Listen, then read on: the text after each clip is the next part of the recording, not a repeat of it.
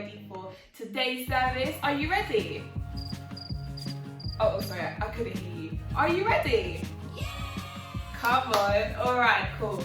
So we're going to start off with a bit of praise and worship, but before that, I thought it's important to bring on a special guest. Ooh. You're right, Candace. Yeah, I'm good, thank you. You're right, guys. It's your boy, Jordan Insky. But anyway, what are we having now? So now we are going to have a time of praise and worship. Actually, wait, Jordan, sorry, what time is it? The time is time to dance! Yeah. Get up, jump up, turn up and dance. Gonna praise you, Jesus, with all that I am. Get up, jump up, turn up and dance. Gonna praise you, Jesus, with all that I am. Come on, get up. Let's get it started. Time to move around, let's have a party. Move to the left, move to the right, feel the beat and hang on tight. Move to the left, move to the right, feel the beat and hang on tight. Now stop and clap it out. Now stop and stomp it out. Now stop. And now, boys and girls, we're going to have an object lesson with the amazing Joseph Robinson, and then following that, we're going to have a memory verse. So keep your ears peeled, keep your eyes focused, and yeah. Good morning, church. I hope you're having a fantastic day. For those of you who don't know, my name is Joseph Robinson, and I am a part of the amazing Little Explorers team.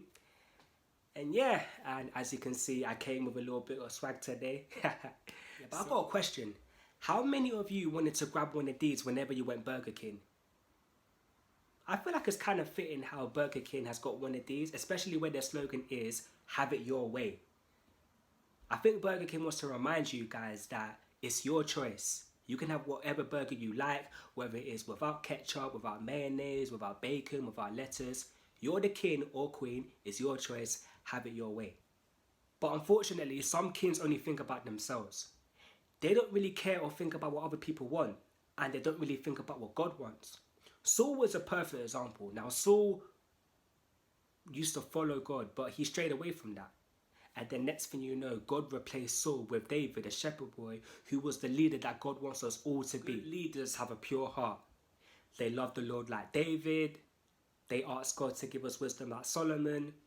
Good leaders serve other people and they serve God. Let's ask God to make us good leaders who have a pure heart and want to do what's right. That was the eye object. I hope you enjoyed it. Have an amazing day. And yeah, see you later.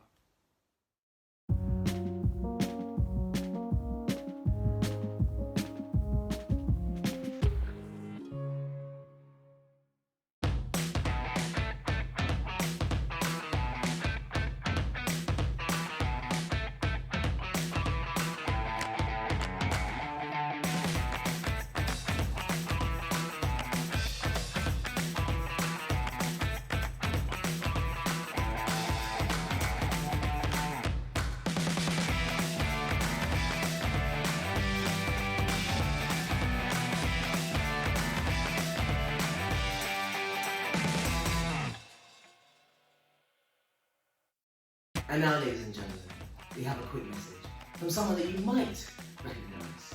His middle name is Lewis. His favourite ice cream flavour is mint chocolate chip ice cream.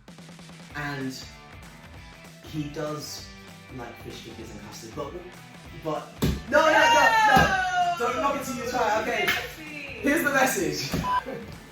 So could you just start by telling everyone what your name is? I'm sorry, what? What's your name? My name? Hello, my name is Jordan. I'm 20 years old, and as you can see by my Marvel t-shirt, it's been a lifelong dream of mine to become a superhero. Have you ever tried it before? Oh, I've tried so many different methods. I've tried super speed. I've tried super strength. One time I even tried turning invisible, and it actually almost worked.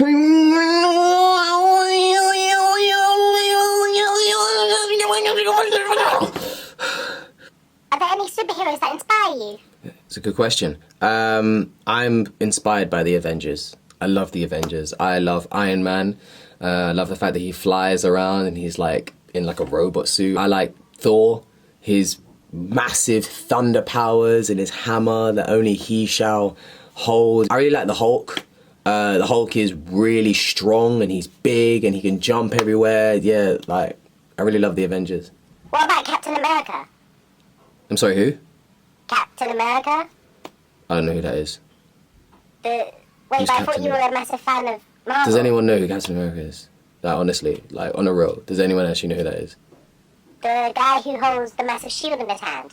Oh, right, as in that guy with the star on his chest. Yeah, I mean, to be honest, like, I don't even know why he's there, because, like, he's not as strong as Hulk. He can't fly like Iron Man. He doesn't have any cool thunder powers, so I don't even know why he's there.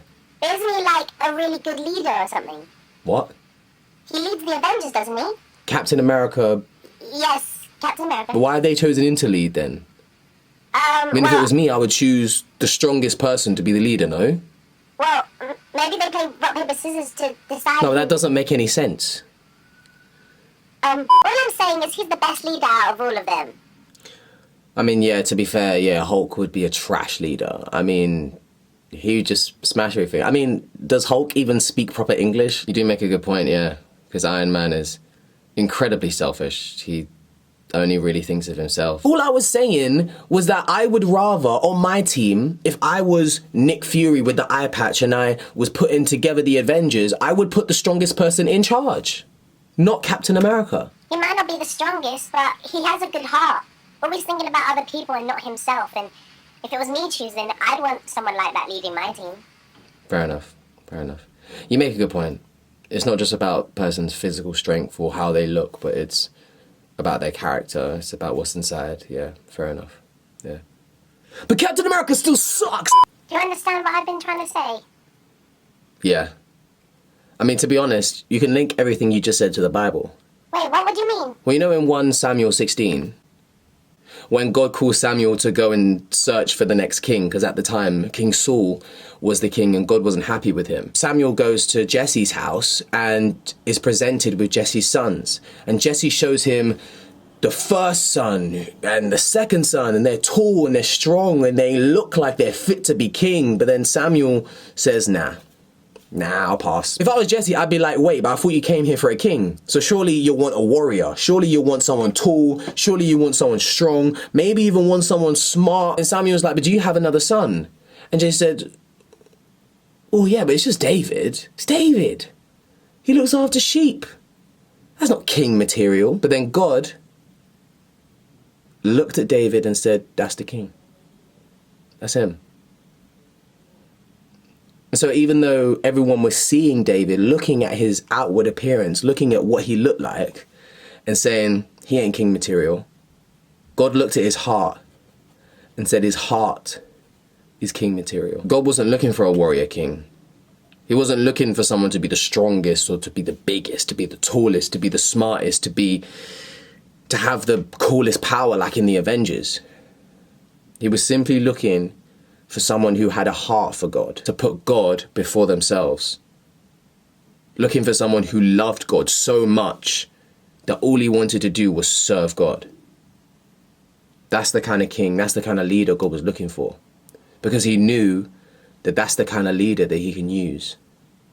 And that's why he chose David. Now, I know there's got to be boys and girls out there, definitely not watching this video or anything, that are probably thinking, I want to lead, but I'm too small.